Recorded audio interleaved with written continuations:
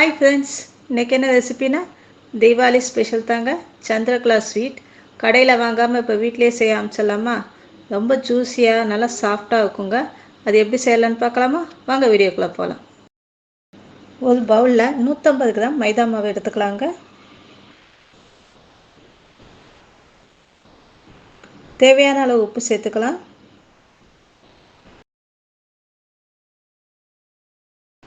3 table spoon அளவு நெய் சேர்த்து கொஞ்சம் கொஞ்சமாக பிசைஞ்சுக்கலாங்க.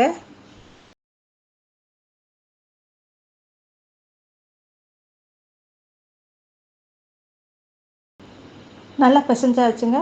நெய் மாவோட நல்லா கலந்துருக்கணும். தொடப்போதே உங்களுக்கு நல்லா சாஃப்ட்னஸ் தெரியும். இப்போ தண்ணி ஊற்றி கொஞ்சம் கொஞ்சமாக தண்ணி ஊற்றிங்க, நல்லா பிசைஞ்சுக்கலாங்க. ரொம்ப தளவாக பிசைய வேணாம், கொஞ்சம் கெட்டியாக பிசைஞ்சு எடுத்துக்கலாம். பாருங்கள், இந்த மாதிரி பிசைஞ்சு எடுத்துக்கணும். சர்க்கரை பாகு ரெடி பண்ணிக்கலாங்க. அதுக்கு 300 கிராம் சர்க்கரை எடுத்துருக்கேங்க. அதில் பாதி அளவு தண்ணி ஊற்றி நல்லா கொதிக்க விடுங்க.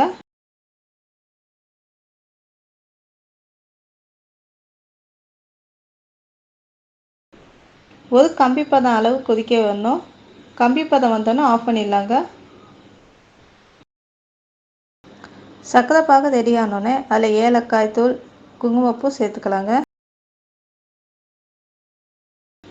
இப்போ ஸ்டஃபிங்க்கு கோவா ரெடி பண்ணிடலாங்க.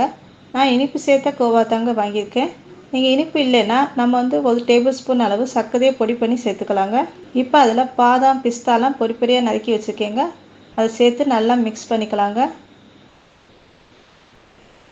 பாருங்க, நல்லா கலந்து ரெடி பண்ணியாச்சு.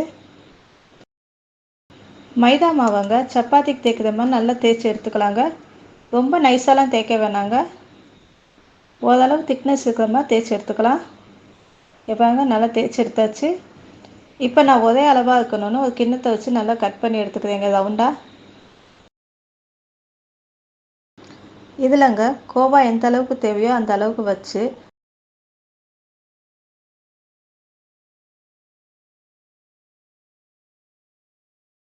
நல்லா க்ளோஸ் பண்ணிக்கலாங்க. தண்ணி தொட்டு நல்லா வச்சு க்ளோஸ் பண்ணிக்கோங்க. நல்லா டைட்டாக வச்சு க்ளோஸ் பண்ணுங்க, கேப் இல்லாமல். ஏன்னா இப்போ எண்ணெயில் பொரிக்கும் போது அப்புறம் வெளியே வந்துடும் கோவா. அதனால் நல்லா டைட்டாக வச்சு க்ளோஸ் பண்ணிவிடுங்க.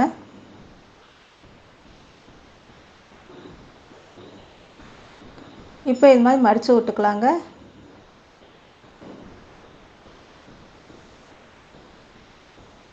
இப்போங்க ரெடி ஆயிடுச்சு. இதே போல் மற்ற எல்லாத்தையும் செஞ்சு எடுத்துக்கலாங்க.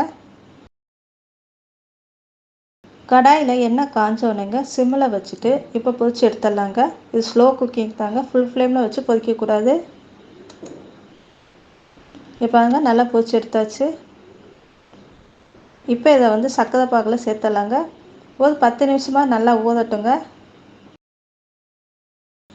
சந்திரகலா ஸ்வீட் ரெடி ஆயிடுச்சுங்க. பாருங்கள், எவ்வளோ ஜூஸியாக சாஃப்டாக இருக்குது.